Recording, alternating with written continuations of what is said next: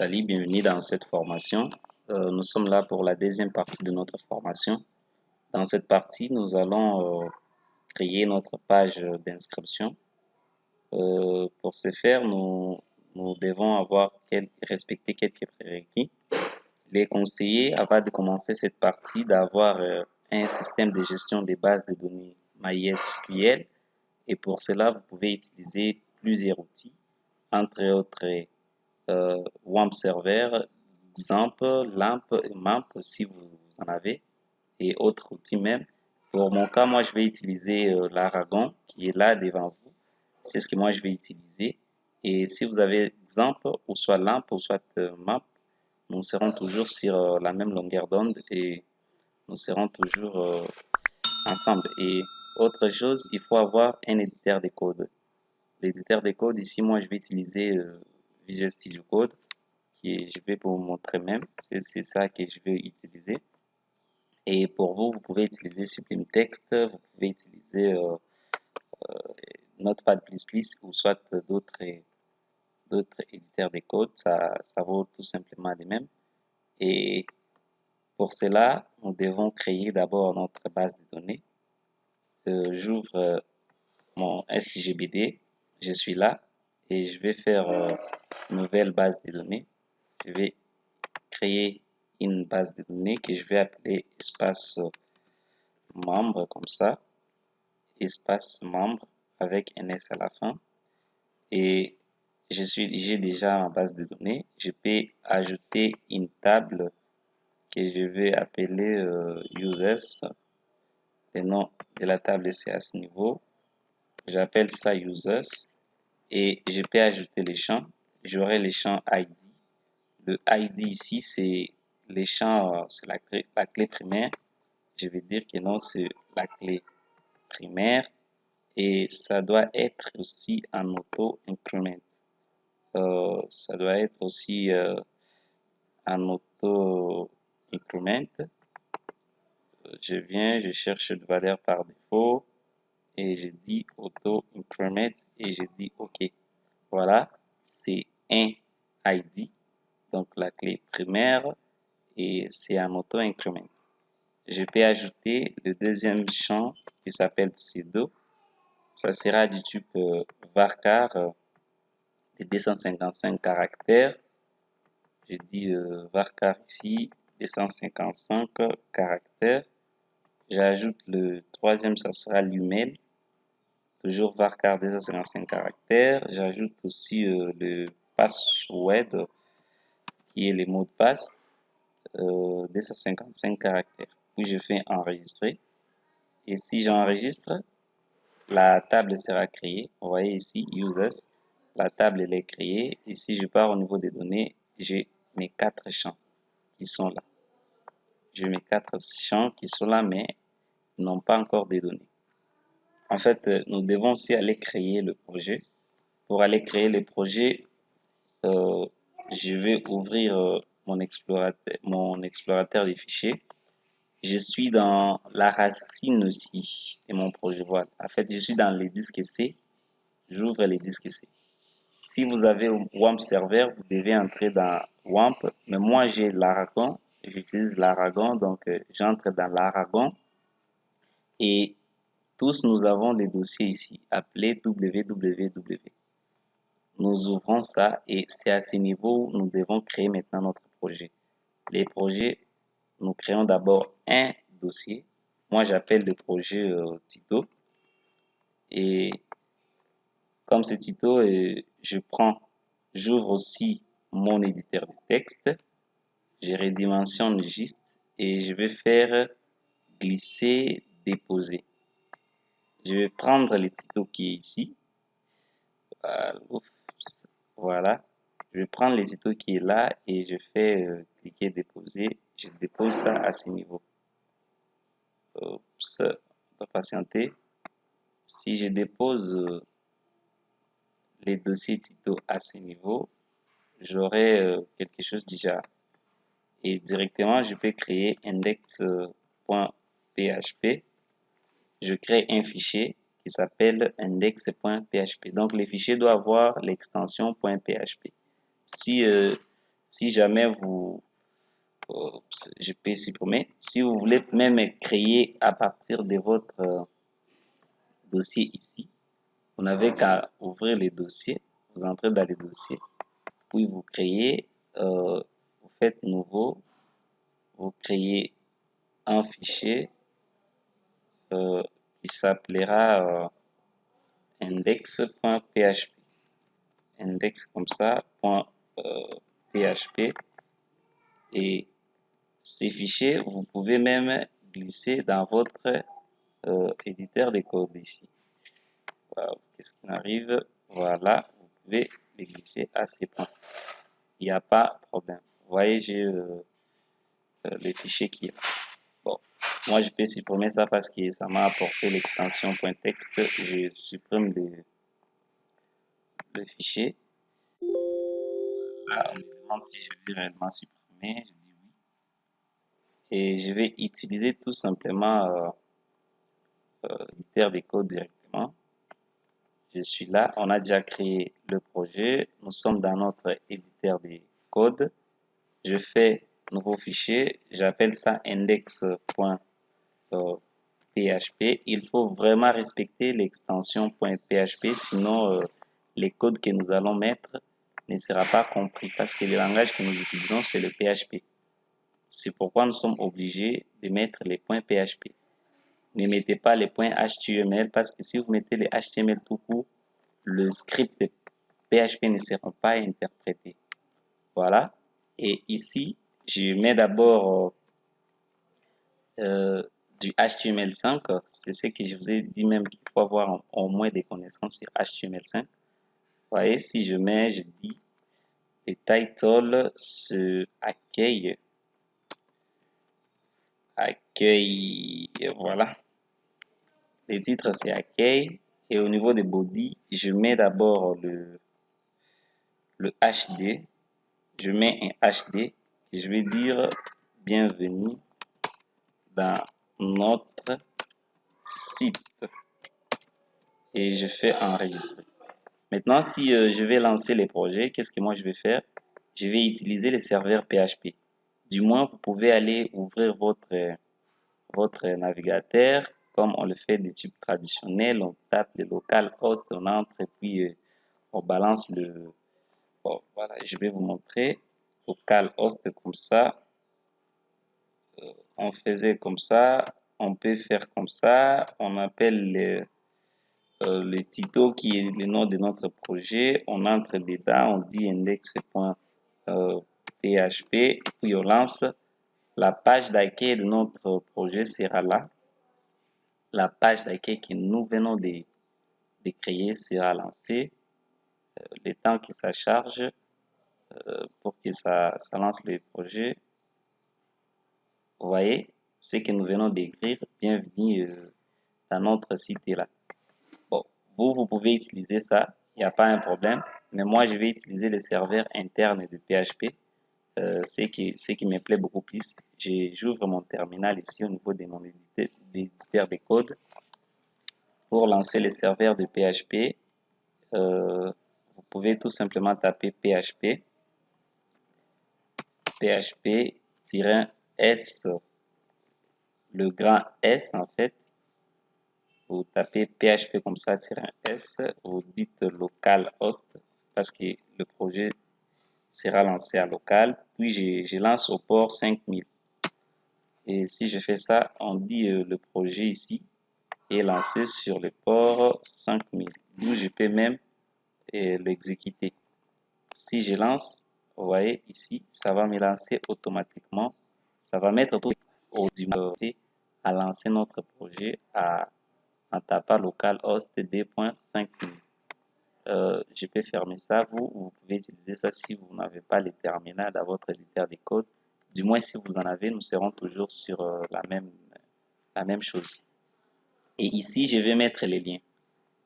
Pour mettre les liens, ça vous le savez d'ailleurs, je peux fermer le terminal. Voilà. Et ici en bas, je vais créer une balise nav dans laquelle je crée encore une balise UL et après je mets des balises LI. Et dans la balise LI, je mets la balise A pour dire H. Voilà, A. J'ai dit inscription.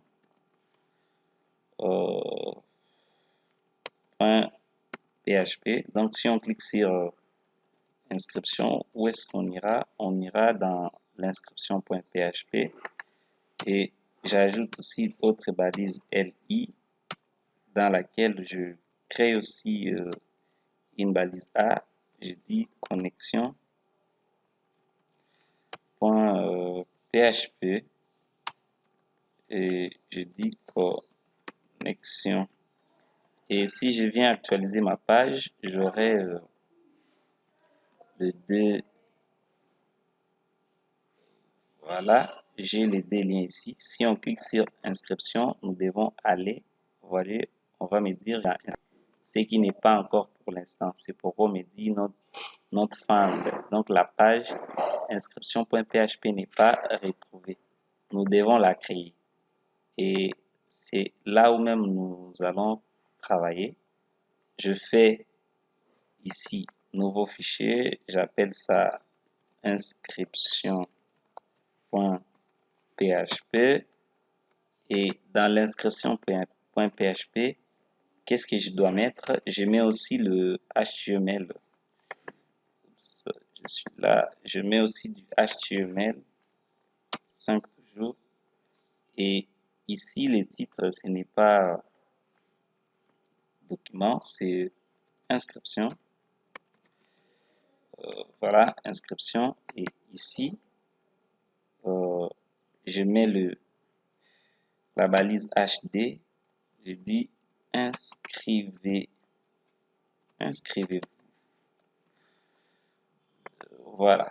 Si je pars voir si ça a marché, je peux tout simplement actualiser à ces points. Je vais voir, il y aura un titre HD qui sera affiché. Oups, qu'est-ce que j'ai écrit? Inscription. Et ici, qu'est-ce que j'ai écrit? Voilà, j'ai écrit quelque chose de bidon ici, je peux modifier. Je n'ai pas écrit inscription correctement. J'ai loupé des caractères. C'est ce qui a fait que quand j'actualise, ça ne puisse pas m'afficher la page d'inscription. Si j'actualise maintenant, vous allez voir, la page elle est retrouvée et inscription est là. Maintenant, nous devons créer notre formulaire. Pour créer le formulaire, je suis ici en bas. On met la balise forme. Dans la balise forme, il y a des attributs. Il y a l'action et la méthode. Nous allons mettre plutôt la méthode. Nous devons désigner la méthode que nous devons utiliser et c'est la méthode post. À la différence, il y a des méthodes. Soit les autres utilisent la méthode get et les autres utilisent la méthode post. Je suis en train d'expliquer. La méthode get, cette méthode permet de transiter les données au niveau du URL ici, à la barre URL. Donc si quelqu'un saisit quelque chose, on va les faire passer dans cette barre pour que ça soit interprété par les serveurs et après peut-être pour l'injecter dans la base de données. Mais avec la méthode post, les données vont passer en arrière. Ça ne sera pas visible au niveau de la barre d'URL ici. Donc, si jamais j'écrivais, je remplissais les formulaires et que je les soumets, mes données ne seront pas transitées ici si j'utilise la méthode post. Mais si j'utilise la méthode get, les données seront passées par ici, ce qui n'est pas bon. En fait, c'est pour cela que nous allons utiliser la méthode post pour que les données que les données passent en arrière et c'est d'ailleurs ce qui est recommandé. Et qu'est-ce que je dois faire? Je dois ajouter les divs. Dans chaque div, je dois mettre label. Et label ici a aussi l'attribut appelé for, c'est pour épingler, pour lier le champ et le label. Je vais commencer par pseudo. Et label en question, j'appelle ça pseudo. Voilà. Après, je dois mettre l'input, donc les champs. Ici, c'est du type texte. Et chaque champ aura les noms. Il ne faut pas oublier les noms, sinon vous n'arriverez pas à l'appeler lors de la programmation. Donc, j'ai les champs pseudo, j'ai les labels aussi pseudo, mais pour les lier avec les for ici, je vais ajouter les id. J'appelle tout simplement id, puis je dis c'est pseudo comme ça. Comme ça, si j'actualise, j'aurai un champ avec les labels. Vous voyez ça, pseudo. Donc, si je clique sur pseudo qui est ici, directement, on me ramène dans les champs. Et pourtant que j'ai cliqué sur les labels. Si je clique sur le label, on me ramène dans les champs. C'est ça l'importance des for et les id ici.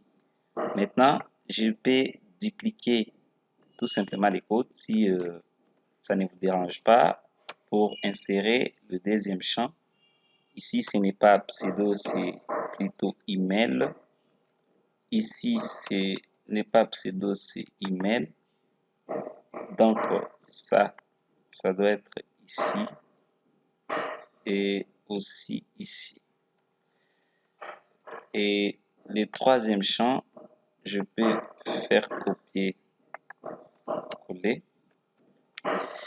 Je vous rappelle qu'ici, on va pas mettre les ID parce que les ID, nous l'avons déclaré en auto-increment. Ça va s'incrémenter à chaque fois qu'il y aura un nouvel enregistrement dans la base de données. J'appelle ça password. Ça aussi c'est password.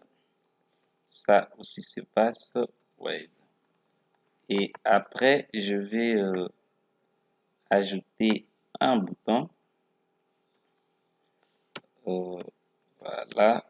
Et je vais utiliser un input. Vous pouvez utiliser l'input, soit voilà, un input du type submit. Je dois mettre plutôt submit. Voilà. La valeur, c'est quoi?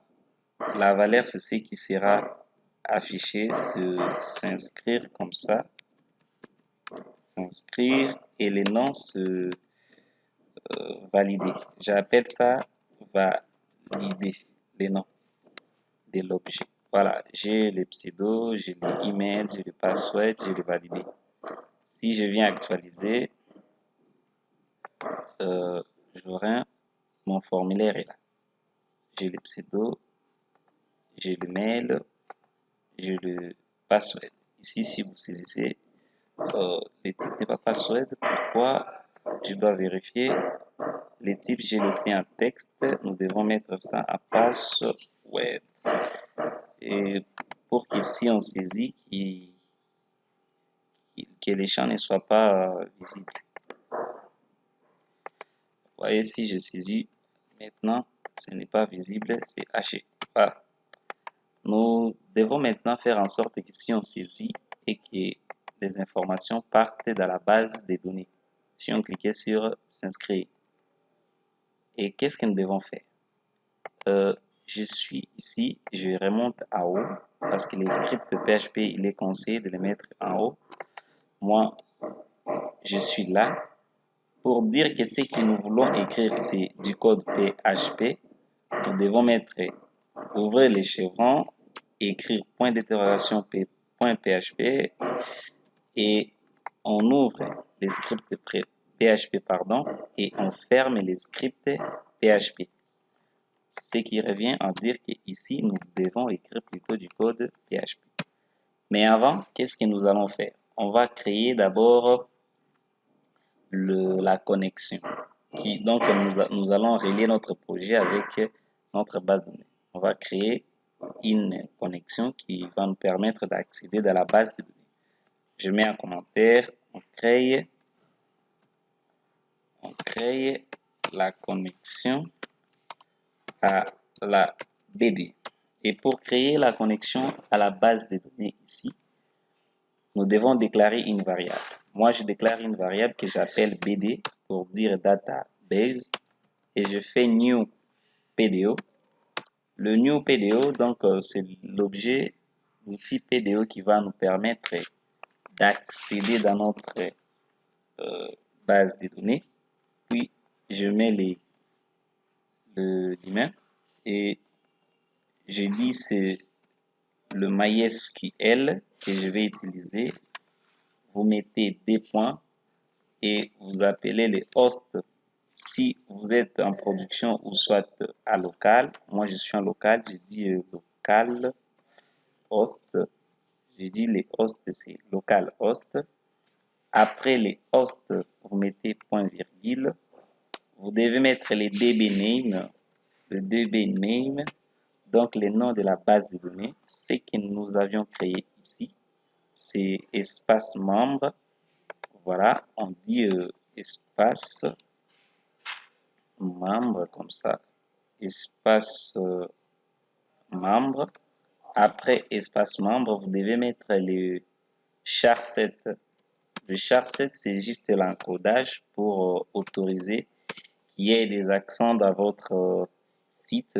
Si jamais on saisit des histoires avec des accents, que ça prenne en compte.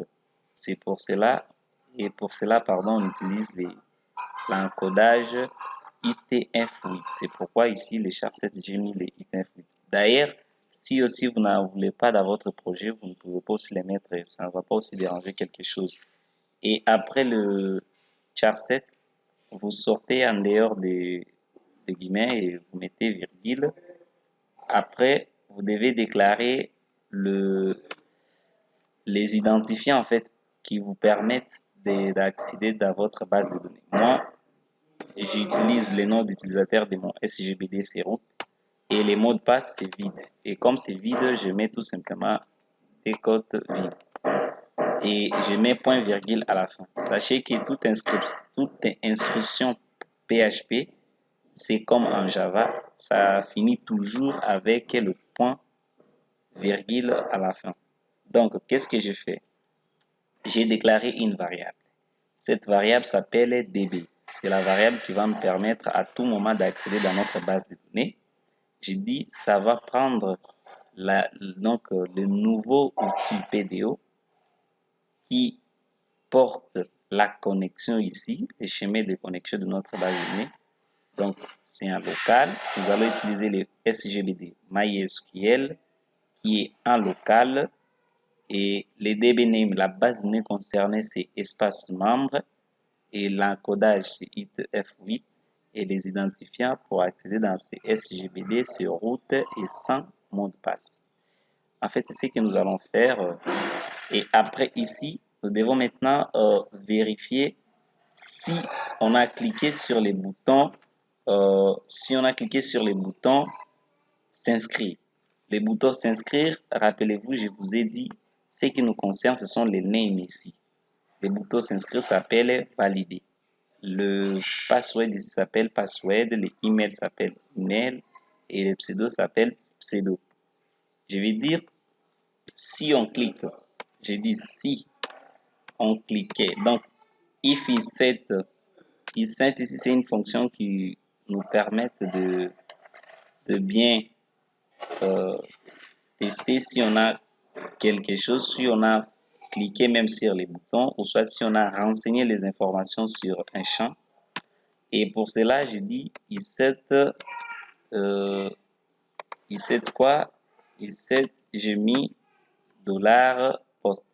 Pourquoi est-ce que j'ai utilisé $post? C'est tout simplement parce que nous avions utilisé dans les formulaires la méthode post. C'est pourquoi tout objet de ces formulaires va commencer par $post suivi du nom. Vous ouvrez les chevrons, les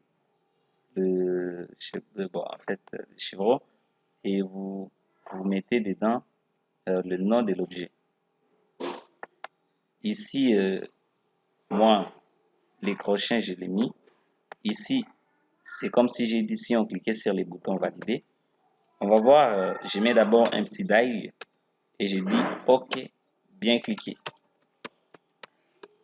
c'est pour tester et je n'oublie pas les points virgule à la fin. Si on cliquait sur les boutons valider, afficher OK, bien cliqué. Je pars actualiser et je clique sur les boutons s'inscrire. Qu'est-ce qu'on m'affiche? Voilà, la page n'a pas trouvé la page. Pourquoi? Je n'ai pas actualisé en amont.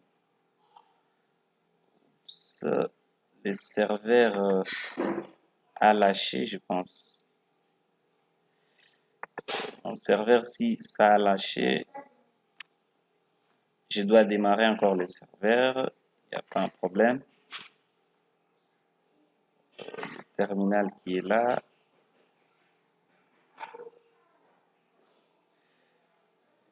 Voilà. Je démarre encore le serveur.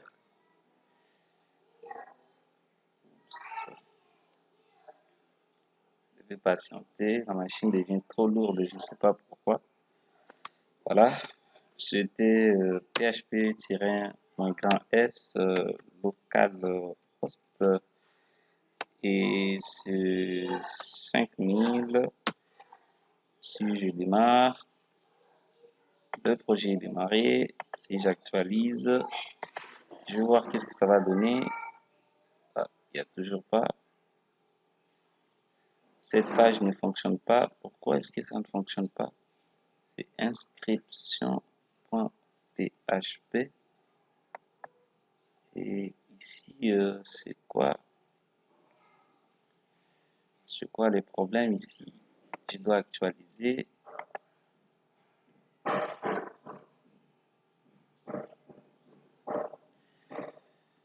Je ne comprends pas qu'est-ce qui se passe. Je lance dans 5000. Je pars dans l'inscription. On me dit inscription.php, cette page ne fonctionne pas. Voilà, je peux vérifier qu'est-ce qui ne va pas. Oups.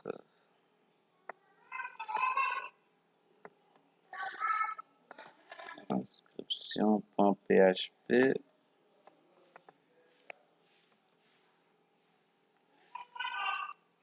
La page ne fonctionne pas. Ça m'étonne. Voilà.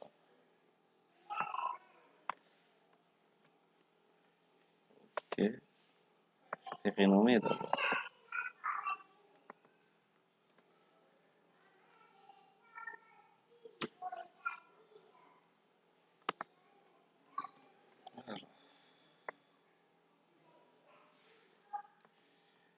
Oups.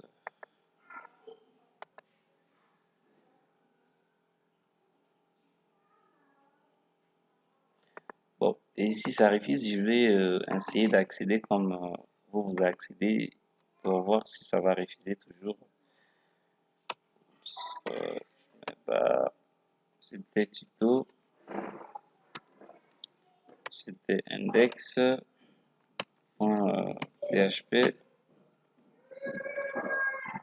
c'est ça, et si je pars dans l'inscription, ça me donne, et si je lance, bon, c'est comme si j'ai un problème avec mon serveur. Bon, je vais arrêter d'utiliser le serveur, on va utiliser les types traditionnels comme nous avons fait. Vous voyez, et ça m'a affiché OK, bien cliqué. Pourquoi est-ce que ça a affiché OK? Je dois fermer ça. Voilà, ça a cliqué, ça a mis OK, bien cliqué, parce que j'ai tout simplement cliqué sur l'inscription, s'inscrire ici en ici. Et nous devons aussi vérifier si on a cliqué, qu'est-ce que nous allons vérifier? Nous allons vérifier aussi si on a renseigné les informations sur les autres champs. C'est presque similaire, on fait toujours insert, on ouvre la parenthèse et on dit $post et on ouvre des crochets. J'ai dit pseudo, si on a mis quelque chose dans pseudo, virgule, j'ai dit insert. Il faut voir comment est-ce que j'ai dit virgule après la parenthèse ici. Et j'ouvre encore la parenthèse, j'ai dit $post, ça c'est email. Et si on a renseigné quelque chose sur l'email, on doit encore vérifier post, c'est 7. On ouvre la parenthèse, on vérifie dans post si on a renseigné le password et tout ça si on a renseigné. Ici, qu'est-ce que nous allons faire? Nous allons aussi vérifier si ce n'est pas vide, si ces champs ne sont pas vides. Pour vérifier si je dois ajouter des commentaires, on vérifie si les champs ne sont pas vides en fait. Ok, à ce niveau, pour vérifier si les champs ne sont pas vides, nous devons faire tout simplement si conditionnel non empty. Donc, une fonction empty ici qui permet de vérifier si c'est vide. Et pour nous, nous voulons vérifier plutôt si ce n'est pas vide. C'est pourquoi je mets un point d'exclamation au début et j'ai dit non empty. Donc, je dis si ce n'est pas vide. Qu'est-ce qui n'est pas vide? C'est toujours $post. C'est pseudo. Après, nous allons vérifier quoi? Nous allons vérifier non empty de quoi? De email, je pense. Voilà. De email. Si email n'est pas vide. Et oups, je voulais dire et j'ai séparé avec des virgules. Ici, c'est double et commercial. Qu'est-ce que je fais moi? Non, je m'excuse pour cela. Voilà, ce sont des et que nous devons mettre. Si vous ne voulez pas des et commerciales, vous pouvez mettre même des and comme ça. Ça va passer sans problème. Vous pouvez utiliser même and, ça va passer sans problème. Moi, j'utilise beaucoup plus les doubles et commerciales comme ça, c'est bien. Et ça aussi, qu'est-ce qui ne sera pas aussi vide? C'est le champ password. Donc, le password aussi ne doit pas être vide. Et les passwords, voilà. Donc, à ce niveau, on vérifie si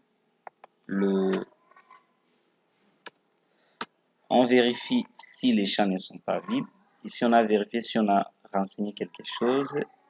Ici, on vérifie si les champs ne sont pas vides. Ici, je n'ai pas mis des crochets. C'est des crochets, voilà. Si les champs ne sont pas vides et si jamais les champs sont vides, qu'est-ce que nous allons faire? Donc, nous mettons le else. Si les champs est vide, nous allons dire je vais créer une variable puis je mets dedans, j'ai dit vous devez remplir tous les champs. Ça, c'est une variable que nous allons afficher après. J'affecte tout simplement des valeurs. Et si maintenant on a renseigné tout, donc c'est supposé qu'on a mis, on a renseigné les pseudos, on a renseigné le mot de passe ainsi que l'email. Qu'est-ce que nous allons faire? Nous allons maintenant récupérer les informations des pseudos et des emails et les stocker dans une variable.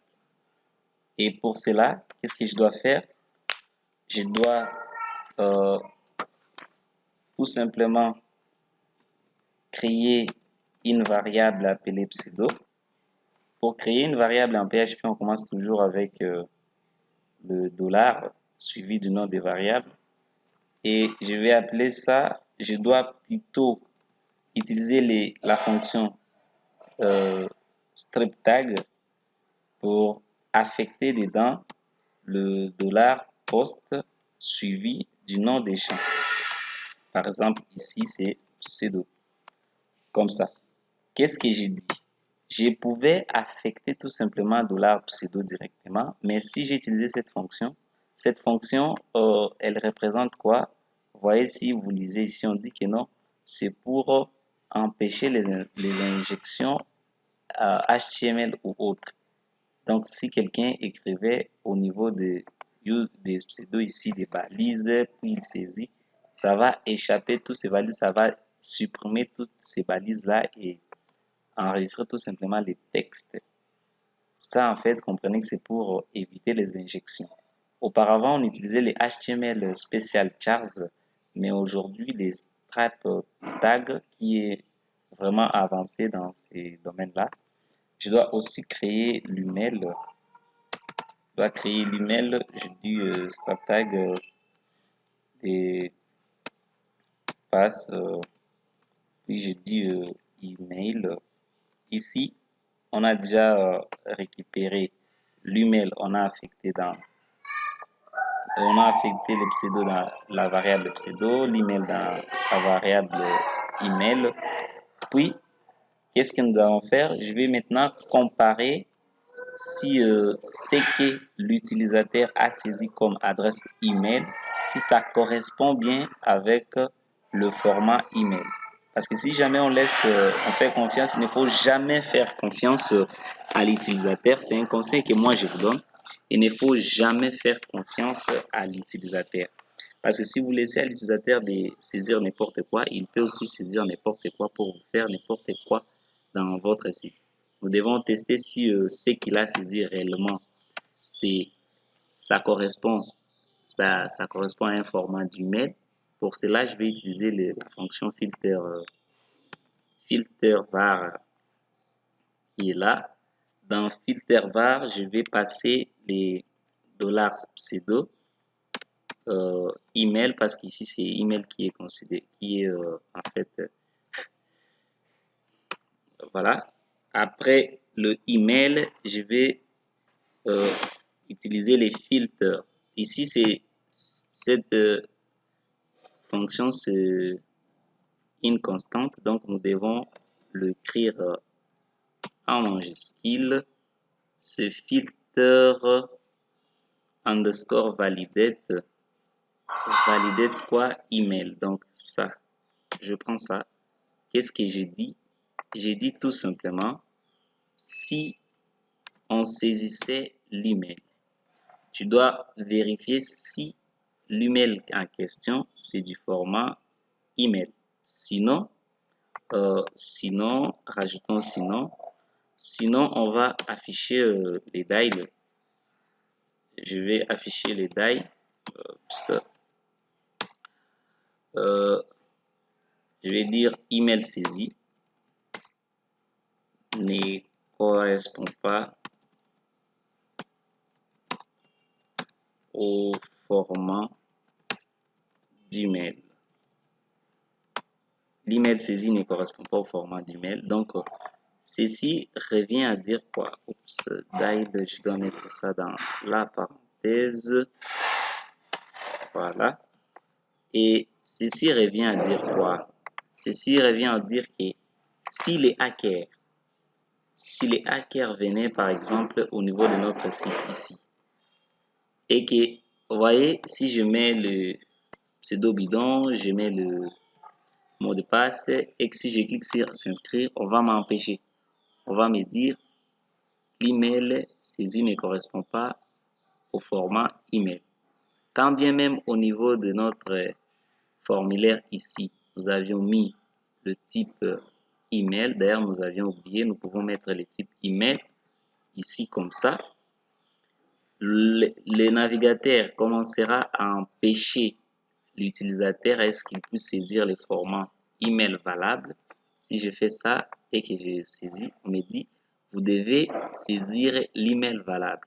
Qu'est-ce que les hackers peuvent faire? Ils peuvent inspecter les codes tout court et ils voient le code au niveau de votre navigateur. Ils changent les types. Ils peuvent changer les types à ce point il peut tout simplement venir et changer au niveau des emails, il met le type texte. Et pour cela, si vous n'aviez pas mis la sécurité derrière, ça devrait passer. Mais comme on avait mis la sécurité derrière, et non, même si on changeait ici le type, que ça puisse vérifier si l'email saisi correspond au format email. C'est pourquoi il y a l'exception. En fait, c'est ce qui est conseillé de faire. Et après avoir testé si l'email saisi est correct, donc nous sommes à ce point. Qu'est-ce que nous pouvons faire maintenant? Nous devons hacher maintenant notre mot de passe. Pour hacher les mots de passe, nous devons crypter en fait les mots de passe. Pour crypter les mots de passe, je dois créer une variable que j'appelle password, et dans cette variable, je vais affecter le password underscore hash Donc, je vais hacher les mots de passe. Et les mots de passe que je vais hacher, c'est quoi? Ça proviendra dans la variable post, précisément dans la password. Et je vais utiliser quel algorithme d'hachage? L'algorithme d'hachage que moi je vais utiliser ici, ça s'appelle password underscore argo DID. Ça, c'est un algorithme d'hachage des mots de passe vraiment avancé. Avec ça, ça donne, vous pouvez saisir email, vous pouvez saisir l'email, mais ça va changer le même email, ça va changer en plusieurs caractères et ça va changer à chaque fois que vous actualisez la page. Donc, si je vais mettre d'abord vardamp var underscore damp ici de notre password pour voir le password ici, donc c'est la variable ici qui est déjà hachée. Qu'est-ce que je dois dire? Je dois remplir des bonnes informations. Je vais mettre BBBB 4 fois. Et si j'exécute, regardez ce que le vardamp va faire. Ça va m'afficher l'algorithme. Vous voyez? C'est ce que j'ai tapé le BB 4 fois là, qui est ici. C'est tout ça comme le mot de passe. Le BB 4 fois. Mais c'est transformé dans des caractères comme ça. Et si j'actualise, ça va changer. Vous voyez ici, ça a commencé, vous voyez, ça va changer de caractères pour encore affecter autre. Donc, ainsi de suite. Le même B aura plusieurs façons d'hachage dans notre base de données. Vous voyez, le même B, ça nous apporte encore des aides, etc. Si vous actualisez, au fur et à mesure que vous actualisez, ça change aussi de cryptage.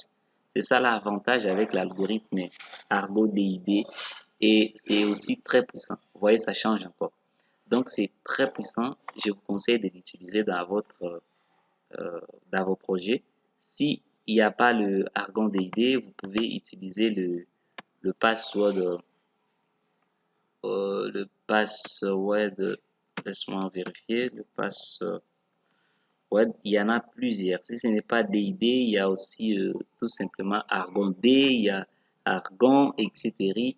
Vraiment, il y a Bcrypt aussi, mais Bcrypt n'est pas vraiment un bon algorithme. Je vous conseille même de ne pas aussi utiliser. Auparavant, on utilisait la fonction SHA-1 comme ça pour crypter le mot de passe, alors que ce n'était pas vraiment la bonne manière d'utiliser. Parce que ça permet juste de donner des chaînes de caractères aléatoires, mais pas vraiment cryptées à sa propre manière. Et dans SHA-1, si vous mettez le même mot de passe, ça vous donne presque les mêmes caractères, ce qui n'est pas le cas avec les Argon DID. Et après le cryptage, je crois bien que nous devons maintenant insérer les informations dans la base de données parce que nous avons suffisamment testé les données qui seront renseignées par les utilisateurs. À ce point, nous pouvons même enregistrer les informations. Pour insérer maintenant les informations, je vais tout simplement créer une variable que je vais appeler rec pour dire requête.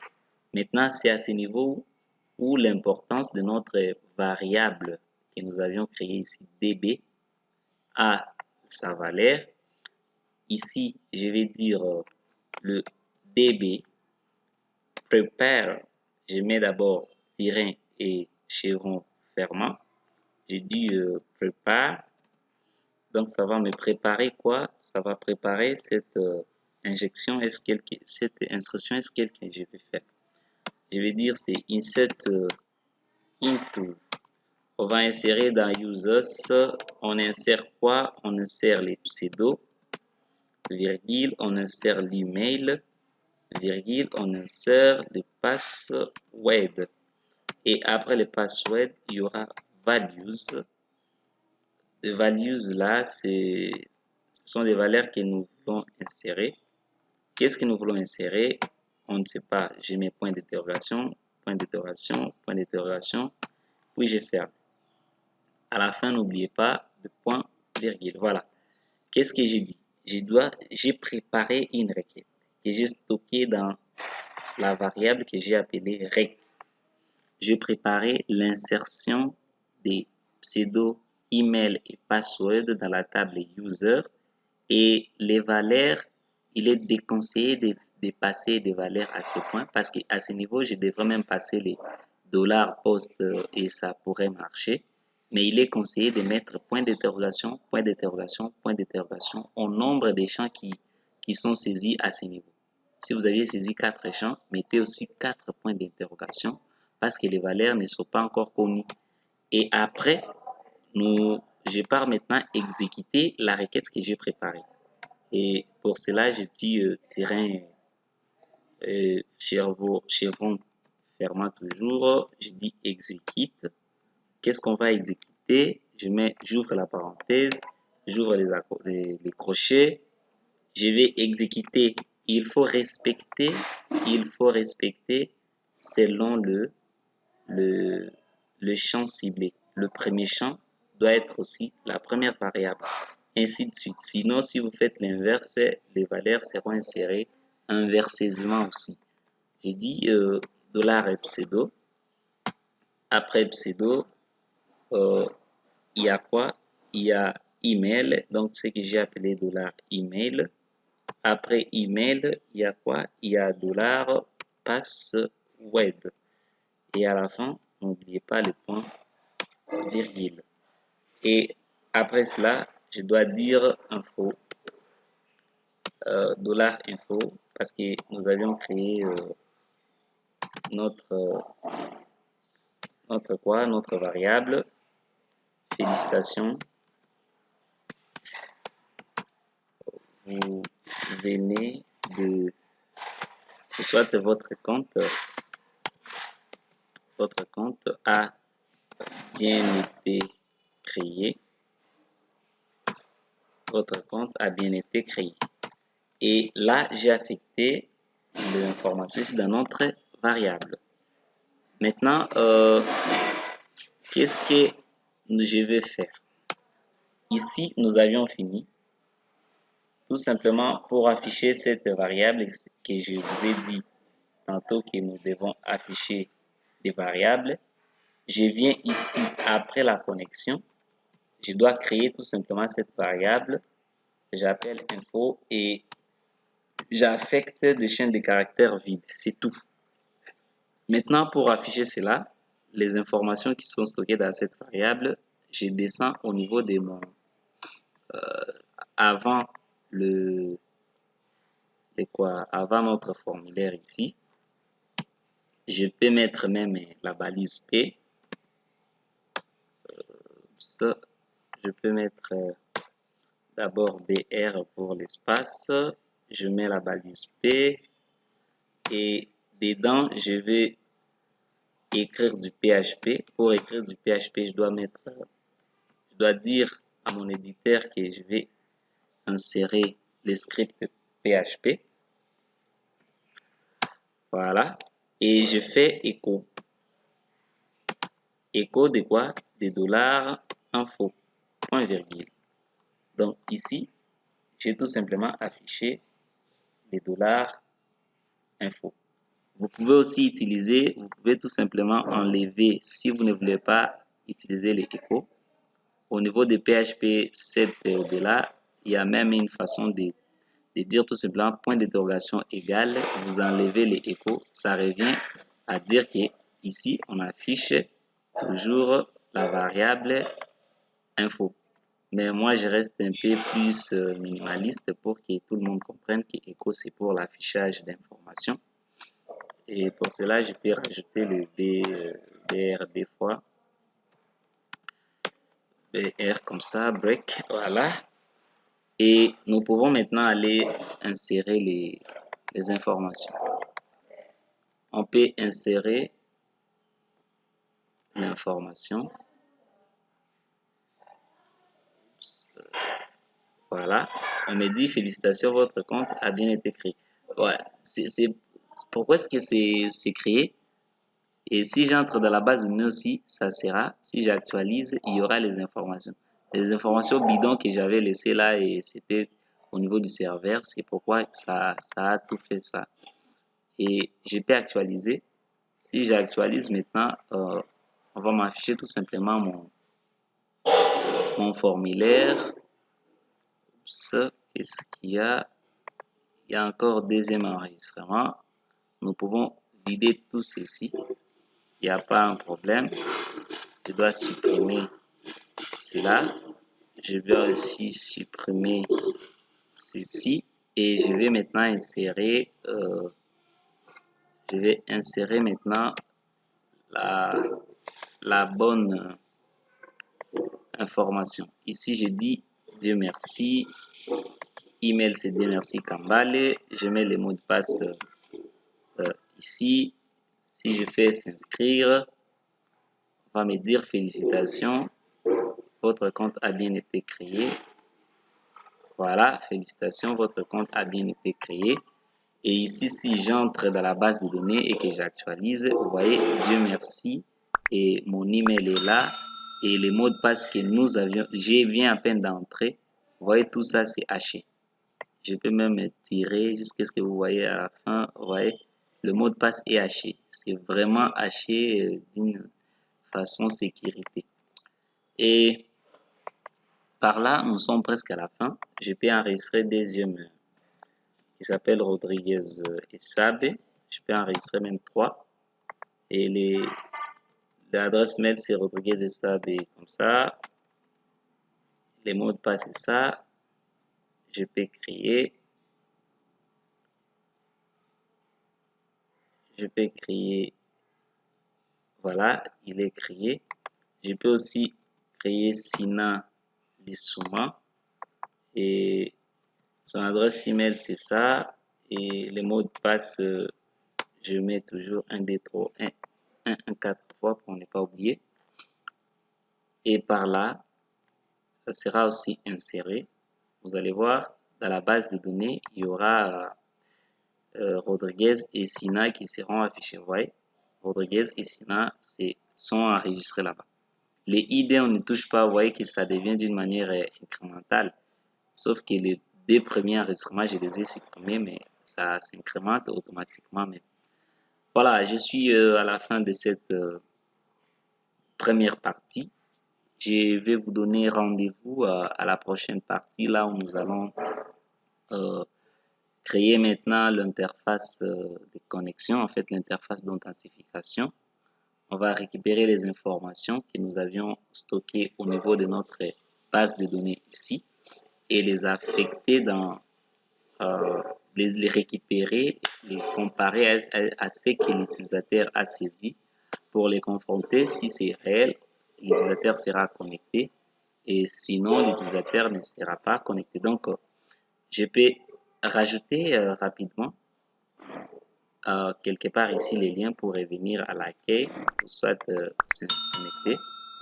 Pour cela, c'est trop facile. Ça, j'espère que vous connaissez très bien. Vous pouvez tout simplement mettre les A et dire connexion